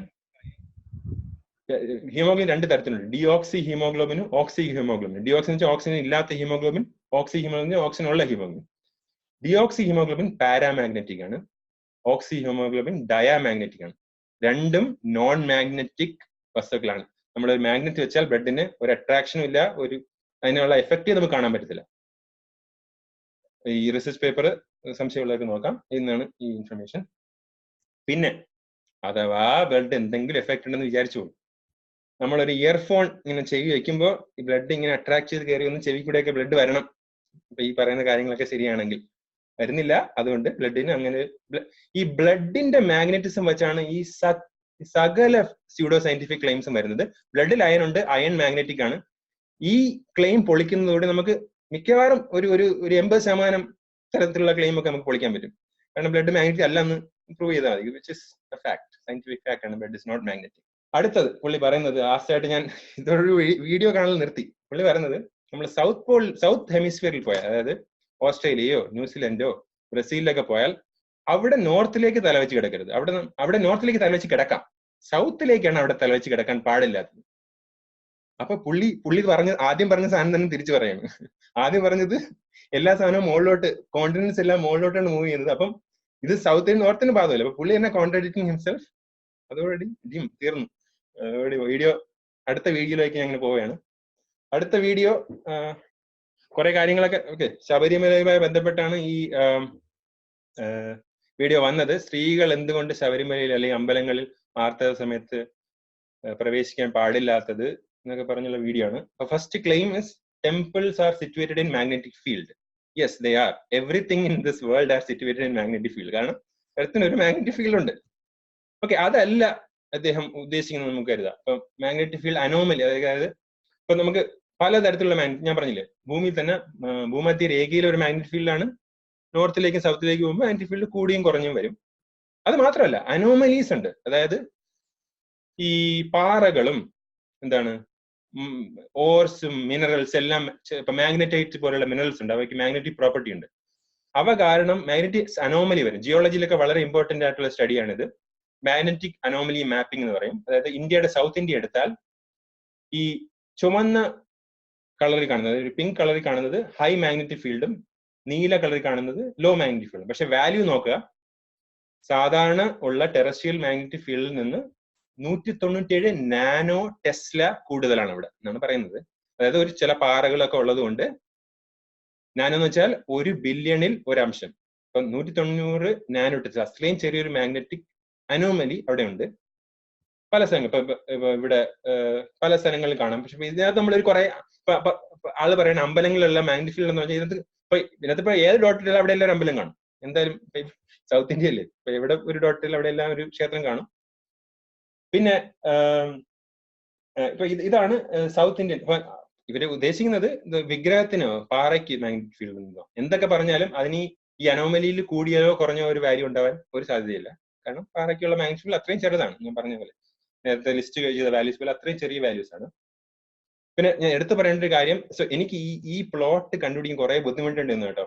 കാരണം ഇന്ത്യയിൽ ഇങ്ങനെ മാഗ്നറ്റിക് മാപ്പ് ഇച്ചിരി പാടുപെടേണ്ടി വന്നു, കുറച്ച് സെർച്ച് ചെയ്യേണ്ടി വന്നു. കാനഡയുടെ ഇത് പബ്ലിക്കലി അവൈലബിൾ ആയിട്ടുള്ള ഗവൺമെന്റ് ഡോക്യുമെന്റ് ആണ്. കാനഡയ്ക്കുള്ള geological survey of Canada has made it available. And here you can see, ഇവിടെ നമുക്ക് കാണാൻ പറ്റും കാനഡയുടെ magnetic anomalies much higher than India. 20,000 nano tesla ആണ് അനോമലി. ഈ സഡ്ബറി പോലുള്ള റീജിയങ്ങളിൽ ഹൈ മിനറൽ ഡെപ്പോസിറ്റ് ഉണ്ട്. 20,000 നാനോ ടെസ്ല, 20 മൈക്രോ ടെസ്ല, അതും വളരെ കുറവാണ്. ഒരു എർത്തിന്റെ മാഗ്നറ്റിക് ഫീൽഡിന്റെ അത്രയും കുറച്ച് കൂടുതൽ, അത്രേ ഉള്ളൂ. ഇനി അടുത്ത ക്ലെയിംസ് ആണ് വരുന്നത്. എന്താണ്, നമ്മുടെ പൂജാരി ഉണ്ടല്ലോ, ഒരു ലൈഫ് ഫോഴ്സ് നമ്മുടെ ഐഡിയലിലേക്ക് കൊടുക്കുന്നു. മോഡേൺ മെഡിസിൻ ഒന്നും മനസ്സിലായിട്ടില്ല. എക്സിസ്റ്റൻസ്, എനർജി ബോഡി, ഹ്യൂമൻ ബോഡിയിലെ എനർജി ബോഡിയൊക്കെ ഉണ്ട്. ഞാൻ ഫിസിക്സ് ചെയ്യുന്ന ഒരാളാണ്, ഞാൻ മെഡിസിൻ ചെയ്യുന്ന ഒരാളല്ല. എന്നാലും 12th വരെയൊക്കെ ഞാൻ ഫിസിക്സ് പഠിച്ചിട്ടുണ്ട്. ഇതാണ് സിട്രിക് ആസിഡ് സൈക്കിൾ അല്ലെങ്കിൽ ക്രെബ്സ് സൈക്കിൾ. ഇത് വെച്ചാണ് നമ്മുടെ ശരീരത്തെല്ലാം എനർജി, ഗ്ലൂക്കോസ് കൺവേർട്ട് ചെയ്ത് എനർജി ആക്കുന്ന ഈ സൈക്കിൾ വെച്ചാണ്. ഇതെല്ലാം മോഡേൺ മെഡിസിൻ അറിയാവുന്ന കാര്യങ്ങളാണ്. അപ്പൊ അതൊക്കെ കയ്യിലിരിക്കട്ടെ, ഇത്രേ പറയാനുള്ളൂ. ഇനി അടുത്തത്, the topic of my interest is menstrual flow becomes upwards due to the magnetic field at the temple എന്നാണ് അദ്ദേഹം പറയുന്ന മറ്റൊരു ക്ലെയിം. അതായത് നമ്മൾ ആർത്തവ സമയത്ത് സ്ത്രീകൾ പോകുമ്പോൾ നമ്മുടെ ആർത്തവ രക്തം മുകളിലേക്ക് ഒഴുകും. കാരണം എന്താണ്, അവിടെ മാഗ്നറ്റിക് ഫീൽഡ് ഉണ്ട്. മാഗ്നറ്റിക് ഫീൽഡ് എന്താ, പുഷ് ചെയ്യും. മാഗ്നറ്റിക് ഫീൽഡ് ഡയറക്ഷനുള്ള കാര്യമാണ്. പുഷും പുള്ളും ഒരേപോലെ ചെയ്യാൻ പറ്റുന്ന സാധനമാണ്. എന്നാലും പോട്ടെ, മുകളിലേക്ക് ഒഴുകും.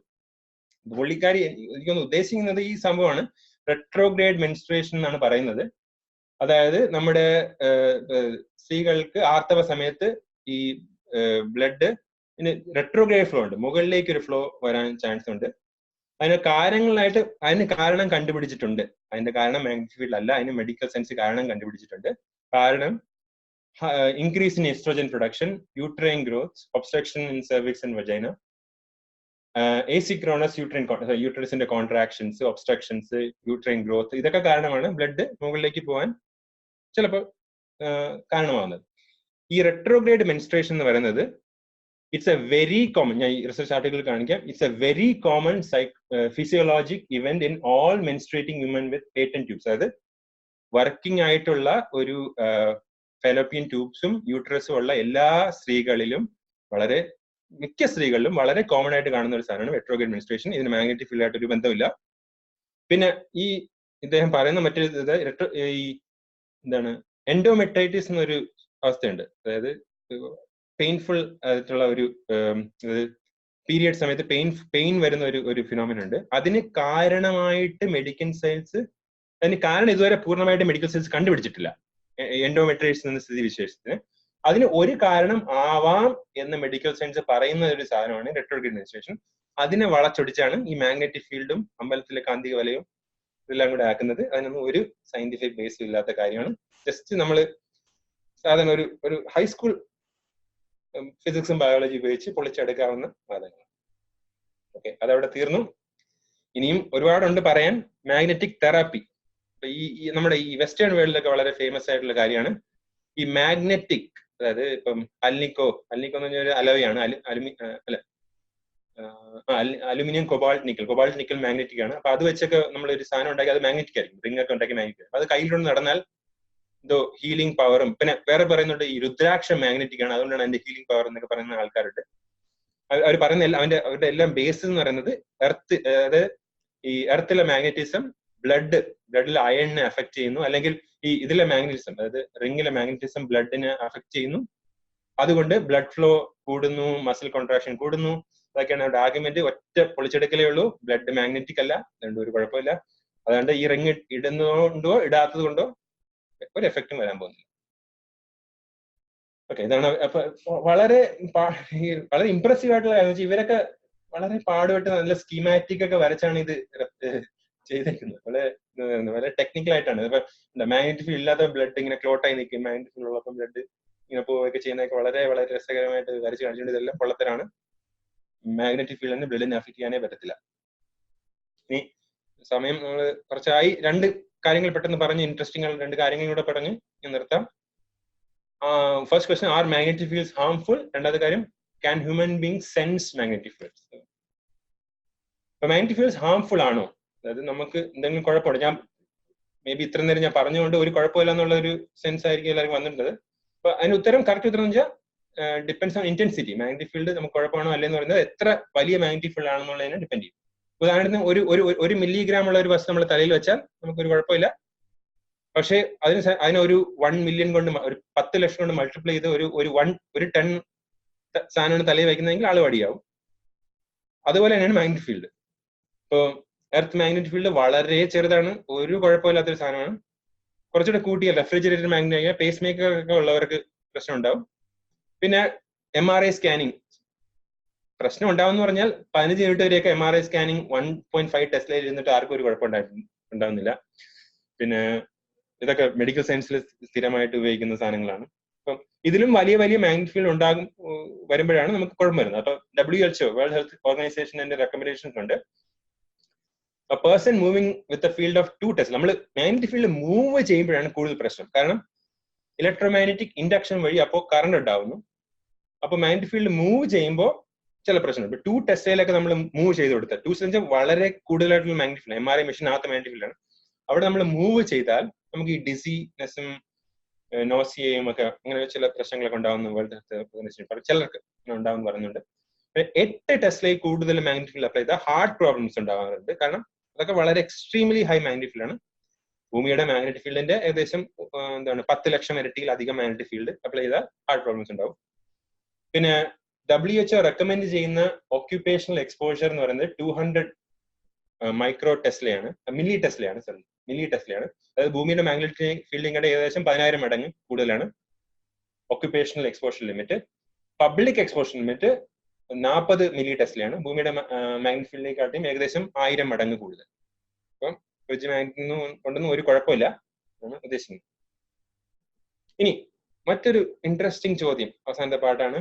Can human beings sense magnet? നമുക്ക് അതായത് മനുഷ്യർക്ക് മാഗ്നറ്റിക് ഫീൽഡ് സെൻസ് ചെയ്യാൻ കഴിയും. ഞാൻ പറഞ്ഞു സ്മാർട്ട് ഫോൺ കൊണ്ട് മാഗ്നറ്റിക് ഫീൽഡ് മെഷർ ചെയ്യാം, പക്ഷെ നമുക്ക് വെയിറ്റ് സെൻസ് ചെയ്യാൻ പോകുന്നത്, അപ്പൊ വെയിറ്റ് നമുക്ക് സെൻസ് ചെയ്യാൻ പറ്റുന്ന ഒരു ക്വാണ്ടിറ്റി. അതുപോലെ മാഗ്നറ്റിക് ഫീൽഡ് സെൻസ് ചെയ്യാൻ പറ്റുമോ എന്ന ഒരു റിസർച്ച് ക്വസ്റ്റൻ ആണ്, ഇപ്പോഴും ആക്റ്റീവ് റിസർച്ച് നടക്കുന്ന ഒരു ക്വസ്റ്റൻ ആണ്. ഒരു ബാക്ക്ഗ്രൗണ്ട് എന്ന് വെച്ചാൽ മാഗ്നറ്റിക് ഫീൽഡ് സെൻസ് ചെയ്യാൻ കഴിയുന്ന ബാക്ടീരിയ ഉണ്ട്. ഇപ്പൊ മാഗ്നറ്റോടാക്ടിക് ബാക്ടീരിയ എന്ന് പറയുന്ന ബാക്ടീരിയക്ക് എർത്തിന്റെ മാഗ്നറ്റിക് ഫീൽഡുമായിട്ട് അലൈൻ ചെയ്യാൻ കഴിയും. പിന്നെ ഈ നാവിഗേഷൻ ആൻഡ് ബേർഡ്സ്, ഈ പ്രാവുകളും മറ്റ് ദേശാടന പക്ഷികളും ഒക്കെ പറക്കുമ്പോ അവ ഉപയോഗിക്കുന്നത് മാഗ്നറ്റിക് ഫീൽഡ് ആണെന്ന് നമുക്ക്, പ്രാവുകൾക്കൊക്കെ മാഗ്നറ്റിക് ഫീൽഡിലൂടെ നാവിഗേറ്റ് ചെയ്യാൻ പറ്റുമെന്ന് നമുക്ക് തെളിയിക്കാൻ കഴിഞ്ഞിട്ടുണ്ട്. പക്ഷെ പ്രശ്നം എന്ന് വെച്ചാൽ അപ്പോഴും നമ്മൾ ഒരു 50 വർഷത്തോളം റിസർച്ച് ഈ ഫീൽഡ് നടന്നു കഴിഞ്ഞു, ഇതുവരെയും മാഗ്നറ്റിക് ഫീൽഡ് എങ്ങനെയാണ് സെൻസ് ചെയ്യുന്നുള്ള ഒരു മെക്കാനിസത്തെ കുറിച്ച് നമ്മൾ ഇപ്പോഴും സെർച്ച് ചെയ്തുകൊണ്ടിരിക്കുകയാണ്. ഏത് ഓർഗൻ, തലച്ചോറിലെ ഏത് സ്പെസിഫിക് പാർട്ടാണ് നമ്മുടെ മാഗ്നറ്റിക് ഫീൽഡ് സെൻസ് ചെയ്യാൻ സഹായിക്കുന്നതെന്ന് പറഞ്ഞ് പല തിയറീസ് ഉണ്ട്, പലരും ടെസ്റ്റിംഗ് നടക്കുന്നു, പല പേപ്പേഴ്സും വന്നിട്ടുണ്ട്. അപ്പം ഒരു കൺക്ലൂസീവ് ആയിട്ടുള്ള ഒരു എല്ലാ മാമേലിയൻ ക്രീച്ചേഴ്സിനും ഒരു കൺക്ലൂസീവ് ആയിട്ടുള്ള ഒരു എവിഡൻസ് ഇതുവരെ കൊണ്ടുവരാൻ കഴിഞ്ഞിട്ടില്ല. അതുപോലെയാണ് ഹ്യൂമൻ മാഗ്നറ്റിക് റിസപ്ഷൻ. ഇപ്പം കാൽടെക്കിൽ, ഇപ്പൊ താഴത്തെ പേപ്പർ എന്ന് പറഞ്ഞാൽ കാൽടെക്കിൽ ഒരു റിസർച്ച് പേപ്പറാണ്. അവര് ട്രൈ ചെയ്തുകൊണ്ടിരിക്കുന്നത് അതായത് മനുഷ്യർക്ക് മാഗ്നറ്റിക് റിസപ്ഷൻ ഉണ്ടോ ഇല്ലയെന്ന് അവര്, അതായത് ഹ്യൂമൻ ബ്രെയിൻ എന്തെങ്കിലും ഒരു മാഗ്നറ്റിക് സ്റ്റിമുലൈ കൊടുക്കുമ്പോൾ ഹ്യൂമൻ ബ്രെയിൻ എങ്ങനെയെങ്കിലും റിയാക്ട് ചെയ്യുന്നുണ്ടോ ഇല്ലയോ എന്ന് അവര് സെർച്ച് ചെയ്തുകൊണ്ടിരിക്കുകയാണ്. അപ്പൊ ഇതാണ് ഇപ്പൊ മാഗ്നറ്റിക് കാൽടെക്കിൽ ആ ഗ്രൂപ്പിൽ പോയ അവരുടെ ഒരു സെറ്റപ്പ്, കൺട്രോൾഡ് എക്സ്പെരിമെന്റ് ആണ്. ഈ സ്യൂഡോ സയൻസ് അല്ല ഇത്, കൺട്രോൾഡ് എക്സ്പെരിമെന്റിൽ അവർ ടെസ്റ്റ് ചെയ്യാണ് എങ്ങനെ മാഗ്നറ്റിക് ഫീൽഡ് സെൻസ് ചെയ്യാൻ പറ്റുമോ ഇല്ലയോ എന്നൊക്കെ അവർ നോക്കുകയാണ്. പിന്നെ അതിന്റെ യൂട്യൂബിൽ ഒരു വെരിറ്റാസിയം എന്ന് പറഞ്ഞൊരു യൂട്യൂബ് ചാനൽ എല്ലാവർക്കും അറിയായിരിക്കും, വളരെ നല്ല സയന്റിഫിക് വീഡിയോസ് ഒക്കെ വരുന്ന ഒരു ചാനലാണ്. It's based in DC, I think കാനഡയിലുള്ള ഒരു ചാനലാണ്. അവിടെ അതിന്റെ ഒരു ചാനൽ വീഡിയോ ഹൈലി ഞാൻ റെക്കമെൻഡ് ചെയ്യുന്നു, എല്ലാവരും ഒന്ന് വാച്ച് ചെയ്യുക. അപ്പൊ അവര് റിസർച്ച് കറക്റ്റ് എന്താണെന്ന് പറയും. പിന്നെ ഞാൻ ഈ അവസാനം പറഞ്ഞ പാർട്ട് കൊണ്ട് ആർക്കെങ്കിലും എന്തെങ്കിലും കൺഫ്യൂഷൻ ഇതുവരെ ഉണ്ടായില്ലെങ്കിൽ ഞാൻ ഈ പറഞ്ഞില്ലേ ഈ യൂട്യൂബ് വീഡിയോയുടെ ഒരു പാർട്ട് ഞാൻ എടുത്തിട്ടുണ്ട്. യൂട്യൂബ് വീഡിയോ പ്ലേ ചെയ്തുകൊണ്ട് കുഴപ്പമുണ്ടാകുന്നില്ലെന്ന് തോന്നുന്നു, എല്ലാവർക്കും കാണാൻ കഴിയും തോന്നുന്നു. ആ വീഡിയോ ഒന്ന് പ്ലേ ചെയ്യാം, അതിന്റെ അവസാനത്തെ പാട്ടാണ്. This study does not show that magnetic fields have some kind of special influence on you, that they don't cure disease, they don't make you smarter. You can't communicate telepathically or something through them. So these are the types of emails that Connie does not want to receive. Just so everyone's clear, in case you've got sort of a crazy idea. My hair still looks stupid. In case you... ഞാൻ ഒന്നുകൂടെ പറയാം കേൾക്കാൻ കഴിയാത്തവർക്ക്. അതായത് അവിടെ research നടത്തുന്ന ഒരു scientist ആണ്. അവർ പറയുന്നത് ഈ സ്റ്റഡി കാണിക്കുന്നത് മാഗ്നറ്റിക് ഫീൽഡുകൾക്ക് എങ്ങനെയെങ്കിലും മനുഷ്യരെ ഇൻഫ്ലുവൻസ് ചെയ്യാനോ അല്ലെങ്കിൽ രോഗം മാറ്റാനോ അല്ലെങ്കിൽ ആർത്തവരത്തെ മുകളിലേക്ക് കയറ്റാനോ അങ്ങനെ ഒന്നിനും കഴിയില്ല. ജസ്റ്റ് ബ്രെയിനിന് അത് എന്തെങ്കിലും ഒരു സ്റ്റിമുലസ് കൊടുക്കുന്നുണ്ടോ എന്ന് അറിയാൻ വേണ്ടിയുള്ള ഒരു ടെസ്റ്റ് ആണ്. അതും വളരെ അവർക്ക് കണ്ടുപിടിക്കാൻ വളരെ പാടുപെടുന്നുണ്ട്, എങ്ങനെയെങ്കിലും സ്റ്റിമുലസ് കൊടുക്കുന്നുണ്ടോ ഇല്ലയോ എന്ന് അറിയാൻ. ഇത്രേ പറയുന്നുള്ളൂ. മാഗ്നറ്റിക് ഫീൽഡ് കൊണ്ട് സാധാരണ നമ്മുടെ ചുറ്റുമുള്ള മാഗ്നറ്റിക് ഫീൽഡ് കൊണ്ട് ഒരു കുഴപ്പവും ഇല്ല എന്നാണ് ഇത്ര ഫിസിക്സ് കൊണ്ട് നമുക്ക് മനസ്സിലാവുന്നത്. അപ്പൊ അതോടുകൂടി ടോക്ക് അവസാനിക്കുകയാണ്. ഇനിയും ആർക്കെങ്കിലും ചോദ്യങ്ങളുണ്ടെങ്കിൽ ചോദിക്കാം. എന്റെ അറിവിനനുസരിച്ച് ഞാൻ ആൻസർ ചെയ്യാൻ ശ്രമിക്കാം. പിന്നെ ഇനിയും ഈ ടോപ്പിക്കിൽ ഒരുപാട് കാര്യങ്ങൾ പറയാനുണ്ട്. നമുക്ക് പിന്നീട് ചാൻസ് കിട്ടുമ്പോൾ, അല്ലെങ്കിൽ ഇതേപോലത്തെ ഇലക്ട്രോമാഗ്നറ്റിക് റേഡിയേഷനോ കോസ്മിക് റേസോ അതിലൊക്കെ ഒരുപാട് പറയാനുണ്ട്. അതൊക്കെ ഇനിയും ചാൻസ് കിട്ടുമ്പോൾ പിന്നെ ഒരിക്കലും ആവാം. ഇന്നത്തേക്ക് ഇത്രമാത്രം. എല്ലാവരുടെ അറ്റൻഷന് നന്ദി.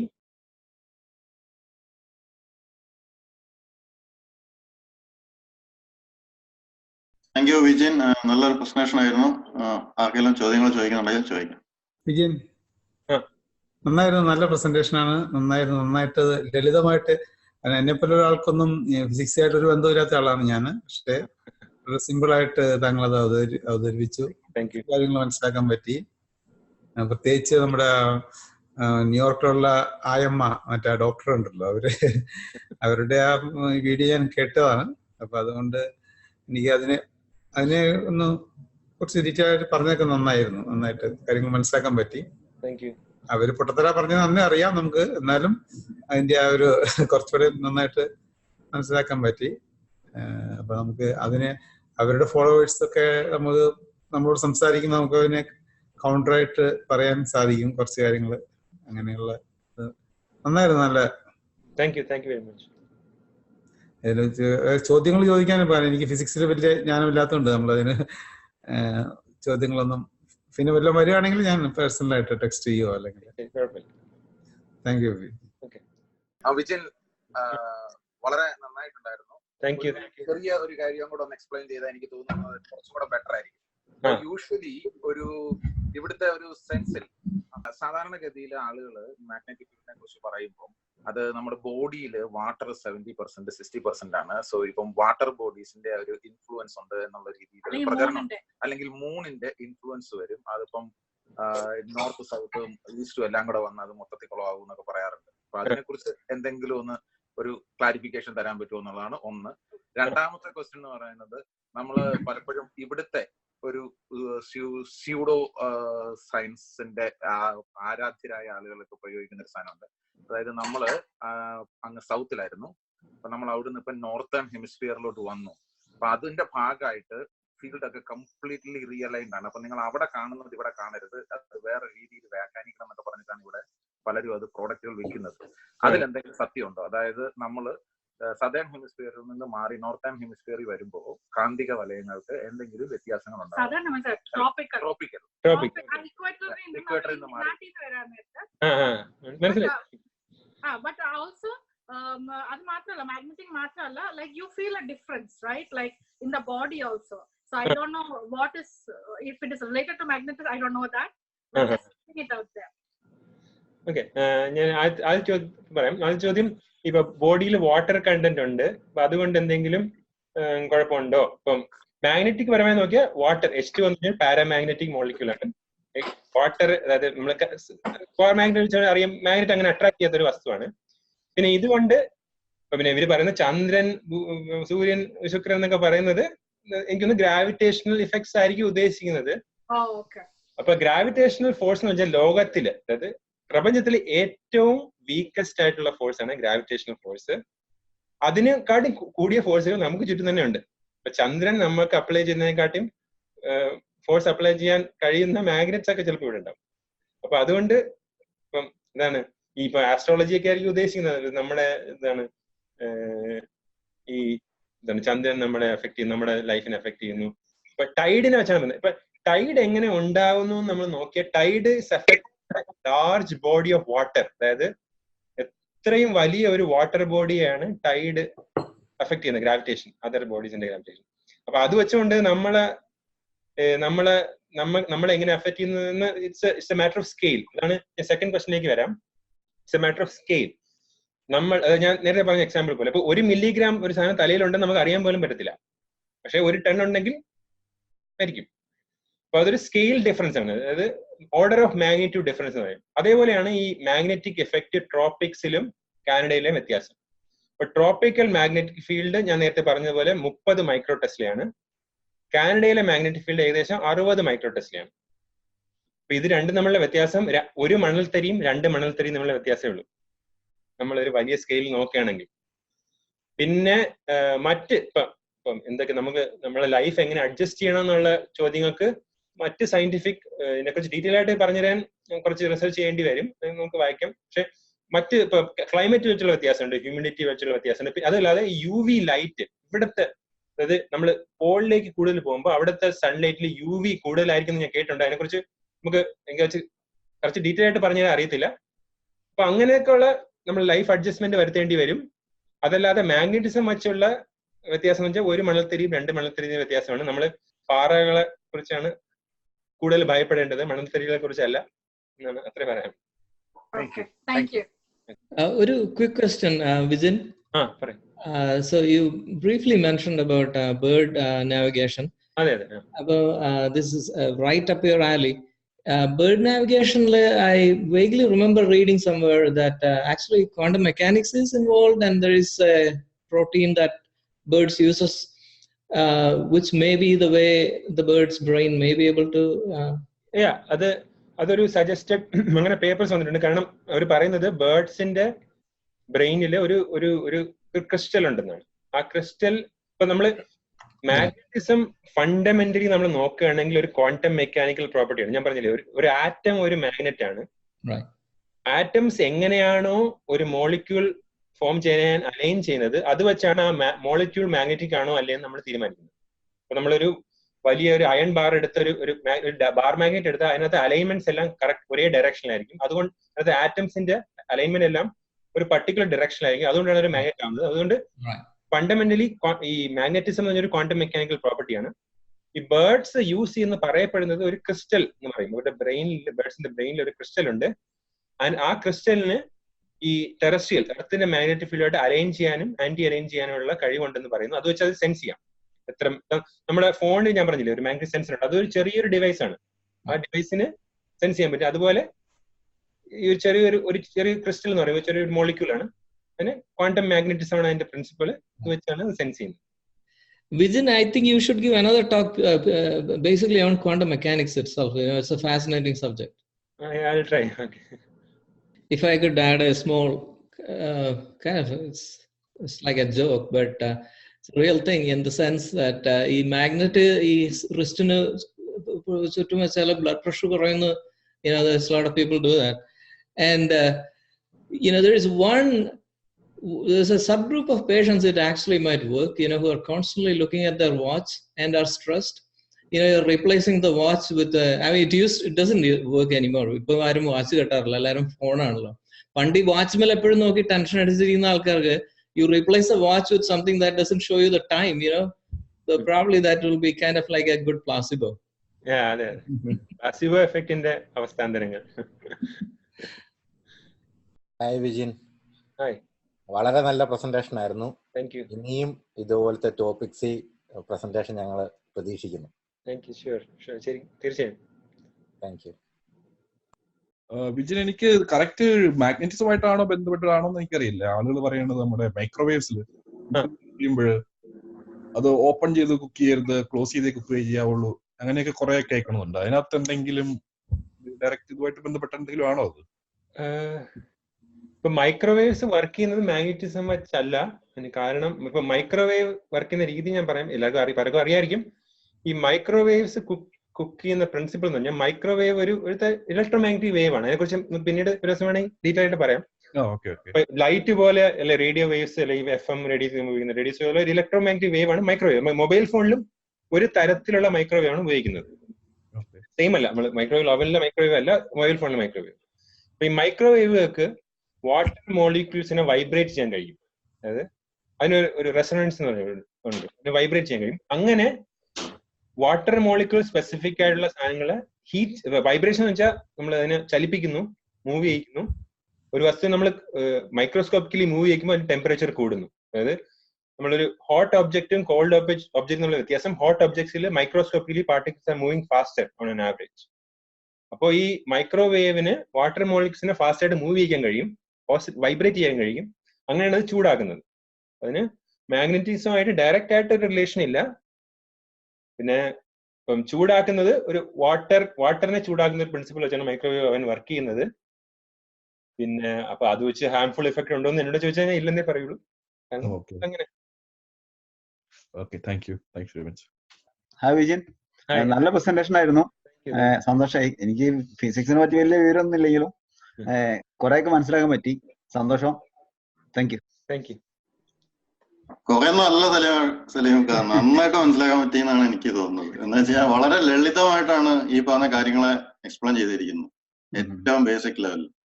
അപ്പൊ അതുകൊണ്ട് എന്ന് പറഞ്ഞാല് അതിനെപ്പറ്റി ഒരു ഏറ്റവും ബേസിക് അറിവ് മാത്രമുള്ള ആൾക്കാർക്ക് പോലും വളരെ റിലേറ്റ് ചെയ്യാനും വളരെ പെട്ടെന്ന് മനസ്സിലാക്കാൻ പറ്റിയെന്നാണ് എനിക്ക് തോന്നിയത്. അതെ, ലളിതമായിട്ടാ പറഞ്ഞത് പുള്ളി. അതെ, വലിയ കട്ടിയിലൊന്നും അല്ലാതെ. അതെ, അതാണ് എന്റെ ഒരു, എനിക്ക് തോന്നുന്നു അതാണ് എന്റെ ബ്യൂട്ടി. അല്ല, ഞാൻ എന്റെ നമുക്ക് പറയല്ല, ഈ പലരും പറയുന്ന ഈ സ്യൂഡോ സയന്റിഫിക് ക്ലെയിം പൊളിച്ചെടുക്കാൻ നമുക്ക് വലിയ PhD ലെവൽ അറിവൊന്നും വേണ്ട എന്നുള്ളതാണ് സത്യം. കാരണം ഒരു അതാണ് സത്യം. ഫിസിക്സ് മാത്രം കൊണ്ട് ഇതെല്ലാം നമുക്ക് പൊളിച്ചെടുക്കാൻ പറ്റും എന്നാണ്. എന്തായാലും വിജിൻ നമ്മുടെ നല്ലൊരു പ്രസന്റ് ആണെന്ന് പ്രൂവ് ചെയ്യപ്പെട്ടു. നമുക്ക് ഇനിയും കൂടുതൽ പ്രസന്റേഷൻസ് വിജിന് എന്തായാലും പ്രതീക്ഷിക്കുന്നുണ്ട്. നമ്മുടെ അടുത്ത 2 ആഴ്ച കഴിഞ്ഞിട്ട് ഒരു പ്രസന്റേഷൻ, അതായത് മെയ് 12 നമ്മൾ പ്ലാൻ ചെയ്തിട്ടുണ്ട്. അത് പ്രസന്റ് ചെയ്യുന്നത് ഖലീൽ അഷ്റഫ് ആണ്. അതിന്റെ പോസ്റ്ററുകളൊക്കെ നമ്മൾ ഉടനെ തന്നെ നമ്മുടെ ഗ്രൂപ്പിലും ഫേസ്ബുക്കിലും ഒക്കെ ഇടുന്നതായിരിക്കും. ഈ പ്രസന്റേഷൻ തന്നെ നമ്മൾ റെക്കോർഡ് ചെയ്തിട്ട് നമ്മൾ പോസ്റ്റ് ചെയ്യുന്നതായിരിക്കും ഉടനെ തന്നെ. അപ്പോൾ കൂടുതൽ പേര് അവിടെ നിന്ന് കാണും. എന്തായാലും അവർക്ക് അതൊക്കെ ഇഷ്ടപ്പെടുന്നു എനിക്ക് ഉറപ്പുണ്ട്. അത്രയും ലളിതമായിട്ടും അത്ര സിമ്പിളായിട്ടുമാണ് ഈ പറഞ്ഞ സ്യൂഡോ സയൻസിനെ എക്സ്പ്ലെയിൻ ചെയ്തിരിക്കുന്നത്. അപ്പൊ ഈ മീറ്റിംഗിൽ പങ്കെടുത്ത എല്ലാവർക്കും നന്ദി പറയുന്നു. വിജിന് നന്ദി പറയുന്നു. നമുക്ക് അടുത്ത 2 ആഴ്ചയ്ക്ക് ശേഷം ഖലീൽ അഷ്റഫിന്റെ മീറ്റിംഗിന് വേണ്ടി വീണ്ടും ജോയിൻ ചെയ്യാം. Thank you. Thank you very much. By.